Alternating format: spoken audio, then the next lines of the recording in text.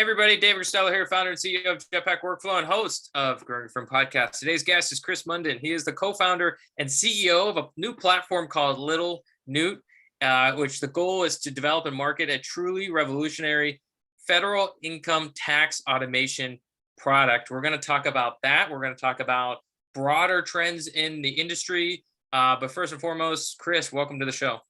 Hey, thanks, David. Happy to be here.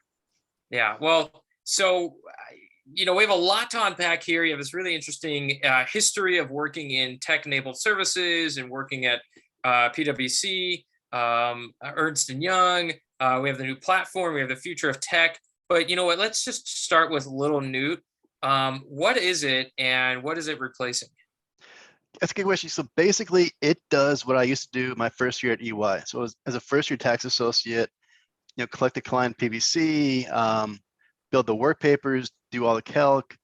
Once the work papers were reviewed, we basically prep all the tax forms. We use Go systems.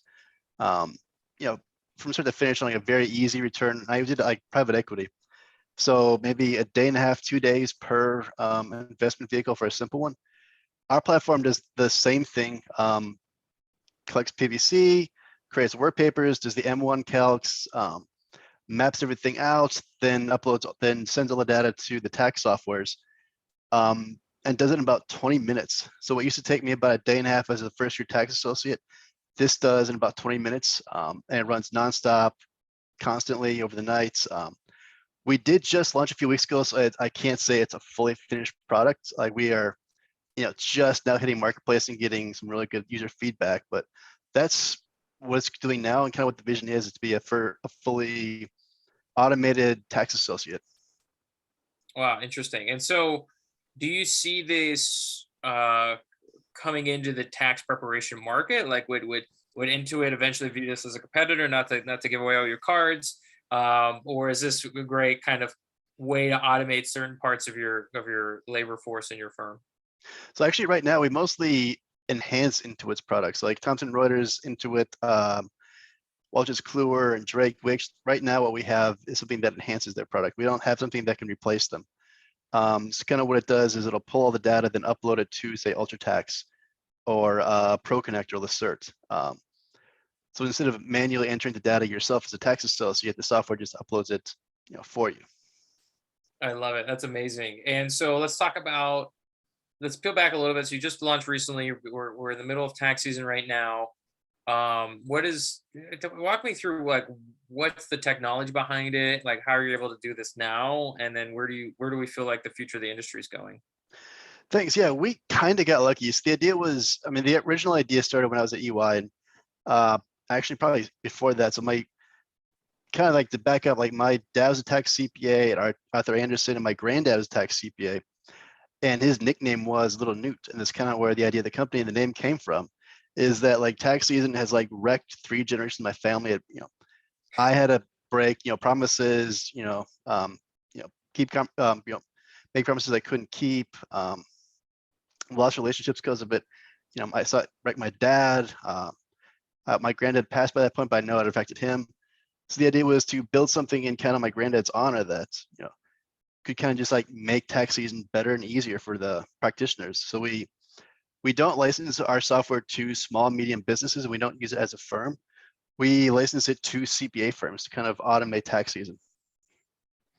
Got it. And I actually think I didn't answer your question completely. So kind of the reason why we're able to do this and why the technology exists now. One, everything is now living more in the cloud. So even though you still have some legacy softwares like UltraTax, Drake and Lacert that live on the desktop, a lot of the clients' books are now moving to Xero to QBO, FreshBooks Online that are very API integrated. So we can actually pull all that data into our platform. And a coworker of mine, friend of mine from my hometown, Rapid City, ended up going to Stanford for AI. So we connected with him a couple of years ago, and he built this really cool NLP algorithm to kind of like read, interpret the data that comes into our database and kind of figure out what it is on a tax standpoint and prep the work papers. We actually can prep work papers from the PwC in about 30 seconds. It's about as accurate as a first-year associate is, which is why we say we automate what a first-year associate does and not an actual CPA. and then kind of the CPA goes in, reviews as the work paper, and then through kind of an older technology, we can send this the data from our work papers directly to the software itself, the tax software itself. So it's more just the advances in NLP and platforms moving more and more to the cloud that really enabled this. Do you think on what's the time horizon where you said it's a first year associate, but it won't do what a CPA does? At what point is there ever a time frame? And if so, what do you think the time frame is where it actually does do what a CPA does? In theory, yeah. So like one of the first things I was told when I started out doing this was fake it till you make it. Sell people on what the ultimate vision will be, not on what you can currently do. And I hated that advice and 100% did not follow it. So I'll say we do think at some point we can get to the point where we start to scale, that our software learns from user interfaces or user inputs and becomes better. So the same guy who wrote our NLP wrote an ML algorithm for us that when we start to scale and there's enough CPAs in there, it'll actually learn from all the inputs and corrections. So for example, right now we have no way of doing 704B. Can't even take our best guess at it. Like it's set up, but the idea is as we start to scale and user inputs are being inputted, which is another reason why we started CPA firms. The software will learn from those inputs and learn and be able to do 704B, 704C. And the idea is to go from like first year associate, second year associate, senior, manager. Doubt it would ever get to partner level, but that's kind of the goal. And the idea is the users move more and more away from tax prep to tax planning and consulting. Kind of the rationale for that is, and what I learned very, very quickly, clients don't care about the return itself. While we may consider like a work of art and we may think our returns are, of the highest quality clients, it's a commodity to them. They straight up don't care. What makes a client sticky and what kind of sets the CPA apart is their consulting, the planning, and just the client engagement. How well you interact with and just retain a client. So the more you can move a CPA away from doing compliance and more to client engagement, the more sticky their clients are going to be, and just the better quality of life that CPA is going to have. Yeah, 100%. I mean, it's we've seen categorically this huge push towards planning as a way to be more consultative for a client, and then anything you can do in and around to automate essentially everything outside of that client relationship, the better. You'd mentioned this kind of advice you were given in the past. I think it's pretty common. I don't want to dig up too much dirt here, but one of the things that came out last year, and you worked at Scale Factor for a year, so I don't want to. Yeah. This is not the point of the interview. I would love to hear about what lessons learned you have from Scale Factor, or how you're approaching Little Newt. That's a little bit you feel like more methodical because you got to see firsthand what worked and what didn't work. Yeah, I kind of saw this coming. So I even though Scale Factor is no longer a going concern, I have an NDA with them, and I don't want to risk the potential of litigation. So I will be a little vague with that, other than to say what we're doing is probably what Scale Factor should have done. Okay. All right, fair enough, Chris. Sounds good. Well, if we zoom out, you've mentioned things like machine learning. You've talked about artificial intelligence. Where do you feel this new arena of technology? I mean, and tax automation's here. So where does that leave the accounting from owner? You see these sensationalized headlines where accountants are going away, everything will be automated. Obviously, you can hear my voice. I don't think that's true. Yeah. But I'm curious of where how you see what you're building kind of fit into the evolution of the industry. So I think CPAs, it definitely is not going to go away. It'll change. Like it'll be a bigger it'll have a bigger impact in the practice than Excel did. You think of what people were doing in the 70s versus in the early 2000s. I think it'll be even bigger change than that, because the structure itself remained the same even as more and more technology came out. What I think is going to happen now with AI is we'll see AI will basically become your staff. So you're not doing the prep work, you're not collecting the data. The data will be there, the software will collect it, the software will prepare the financials. You'll be more of a reviewer, but more focused on the soft services. So CPAs will be more and more, tax planners, tax consultants.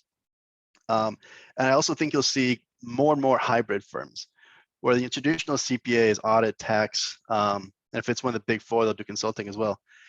I think you see that more and more that go away to go more the bench model or the acuity model, where they just kind of do everything, including tax, because tax has become just much more of an additional value added service to the bookkeeping. They'll do bookkeeping or financial reporting. Obviously, can't do both, as well as payroll, all the basic accounting back office support, and just tax will end up being one of them.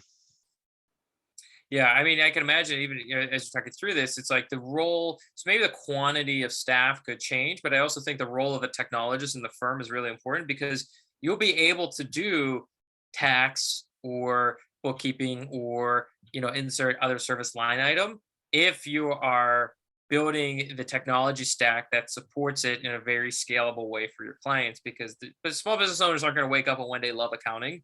Like I just Right. believe that as part of Yeah. human psychology. But if you have either yourself or you hire a technologist for your firm, like an operations technology person, you can deliver these service line items very profitably to a client base that would then have high retention if you then deliver the narrative of what this means to their business. Right.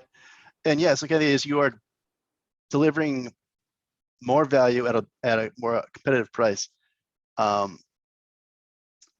I think I may have missed a bit of your question. Yeah, it's kind of the general idea is that you really do become much more technologist, and the value is really more inherent for the CPA and accounting firm. Because you're at the client, they don't care. They're like, just is my return done? Are my financials done? That's all they care about. Like, are my books ready? What amount of effort goes into it? The technology used to create it, they could not care less. But for the CPA, that's massive. Like, that's game changing for them. But for the client, they're just like, is it done? I don't care. Like, so it's kind of like where you want to deliver the value. But you said something interesting. I kind of agree with it. You said CPAs are becoming more and more of a technologist, and I 100% agree with that. I think CPAs who are somewhat inherently software developers, like anyone who knows Excel really well, could transition really, really well into development, like back end, because they're just inherently just used to formulas, love of databases.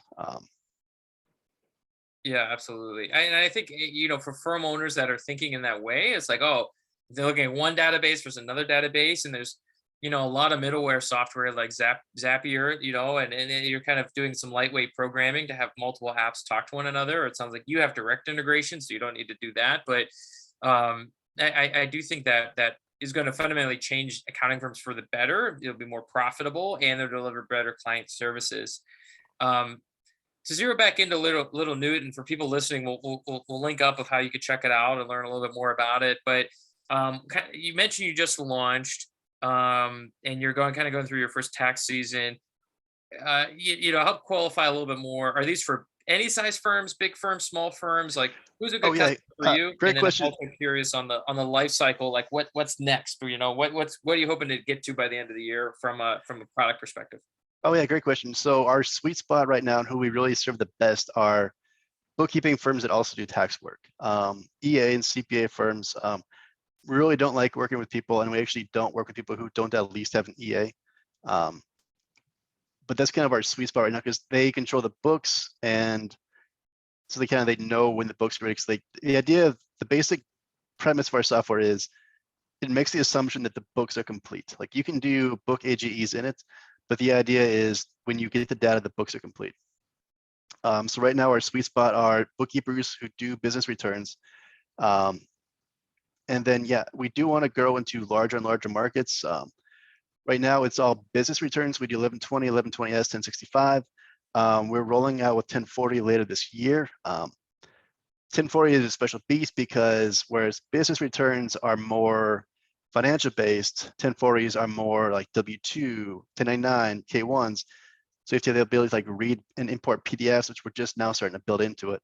So that won't roll out until later this year. But the idea is to have all the federal return, like workpaper automation. And then, when the workpapers are finished off, signed, then I just transport the forms.